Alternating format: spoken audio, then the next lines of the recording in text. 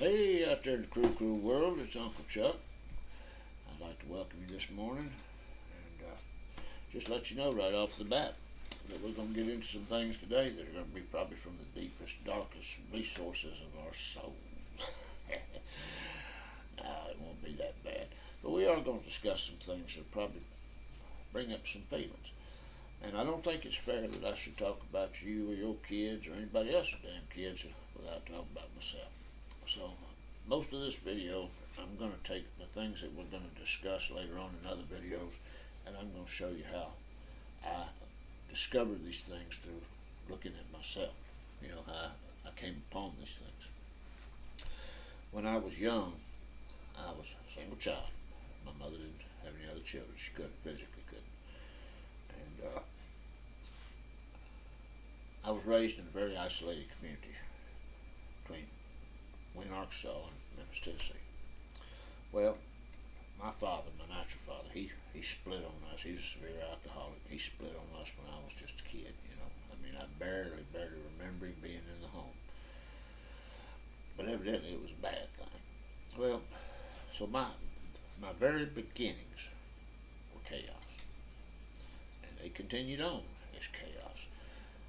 My mother was a school teacher. She taught school in the parochial school system and was a good school teacher.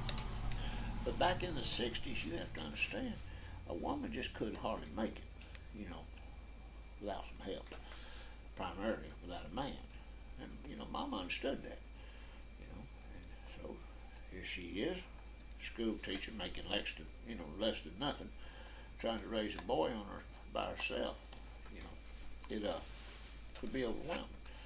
Well, finally, she met a nice man, you know, and he married her, and he came into our life. Now, he was in the Navy, so he wrapped us up. By the time I was, I don't know, 11, 12 years old, he wrapped us up and took us to Jacksonville, Florida. And at the time, Jacksonville, Florida was the second largest, land-wise now, not population-wise, but land-wise, was the second largest city in the world.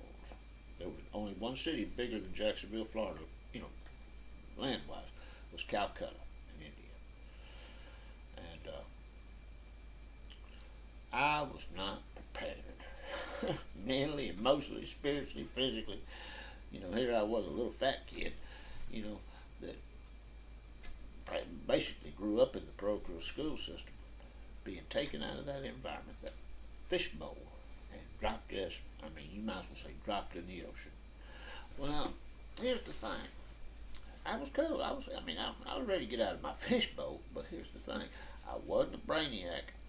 Scholastically, I wasn't all that, you know, and it wasn't that I wasn't smart. It's just that you know, well, we're not going to get into that. I wasn't an athlete. You know, it's not per se like team sports in school, you know, and I wasn't involved in the band or any of that kind of shit. So the circles that bred the good kids, I didn't fit into.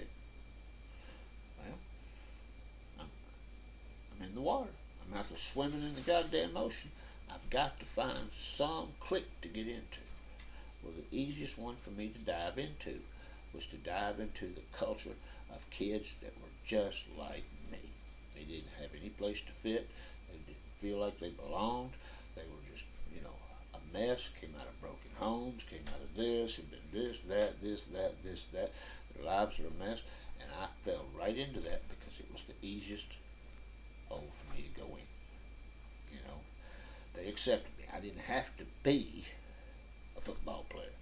I didn't have to be a band member. I didn't have to be fucking, you know, the smartest kid in the algebra class. I didn't have to be any of that shit. All I had to be was just show up, fucking hang out, and do what stoners do. Well, now here's the thing. I was just that little kid that had been raised, you know, in a small, isolated community.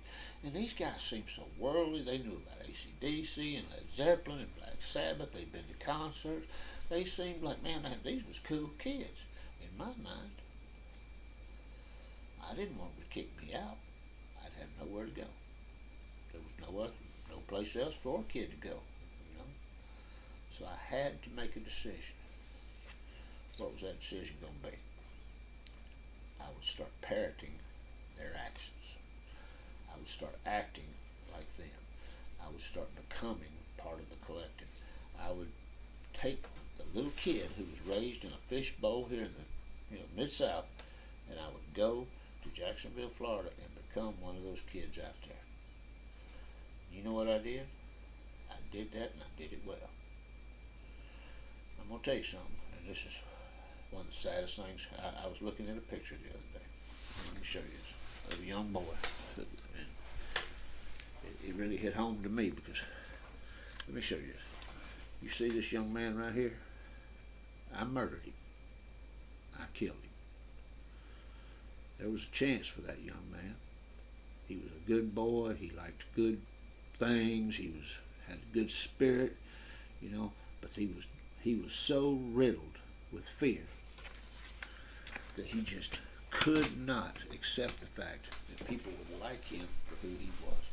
He was so afraid that you would see the weaknesses and the flaws and the character defects inside of him that he was willing to become something dirty rather than let you see the clean. Does that make sense? Because he didn't think you'd accept him, because he didn't think you'd like him. Now, I'm not trying to get you crying. I'm pointing out my bullshit. But you're going to find out that your kids, the neighbor's kids, people down the street, they got the same shit going on with them. You say, no, not my kid. Bullshit. My mama said the same goddamn thing.